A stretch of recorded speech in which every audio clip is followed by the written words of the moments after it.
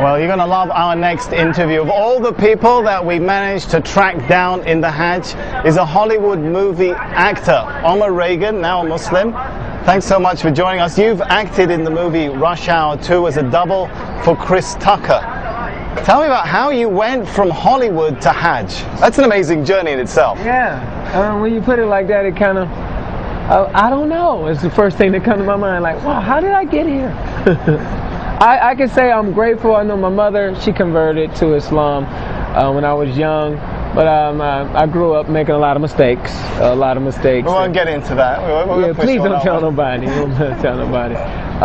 But then I started working, and I was always raised to be a good person. And then I joined up with this group called the Canadian Dawah Association, which I ended up being the program developer for it, and we started doing little functions like Stop the Violence and things in Canada and things in the U.S. And then they said, hey, we're sending you to Hajj. And I was like, what?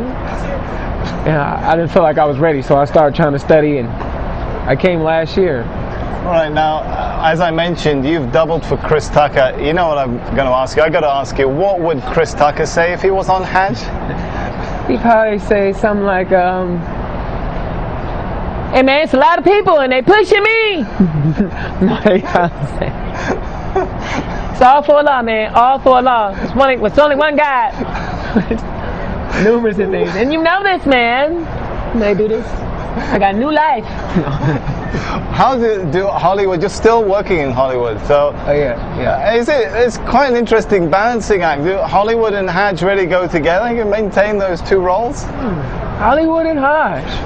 Yeah, that's controversy right there. That is controversy. It's like, when you hear it. But is that Bernie Mac now? Or what is that? Hollywood and Hajj. Now, you know, it's conflicting, but it works because Hollywood teaches you kind of like put on this, be a fake person, be another person, and Hajj teaches you to really be yourself. It strips you of everything that you thought was so important and everything that you really fight for. It's about me and what I need. And Hajj, man, you know, you sleep on the ground, you know, you wear nothing, as you can see. No, we don't want to really show you wearing nothing. He is dressed, by the way. That is true. That is true. But you stripped of all those worldly possessions, you know, and you kind of, everybody's on the same level, no matter how much money you have. We're the same. So I can take that back to the U.S. with me, you know.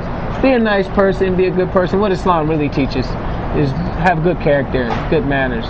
Tell me, Omar, does it hurt your Hollywood profile, your Hollywood career, that you have such a high profile as a Muslim? As you mentioned, you're in Hajj, you're talking to us on TV, you're part of the Canadian Dawah Association.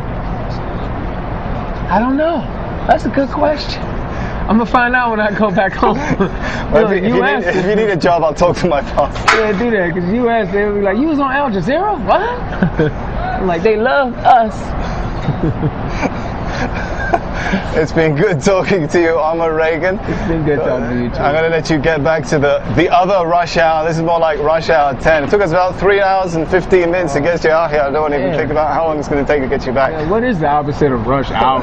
Slow motion over here, man. You can't go nowhere. It's just too many people. They in mountains and everything. It's beautiful though. It is beautiful.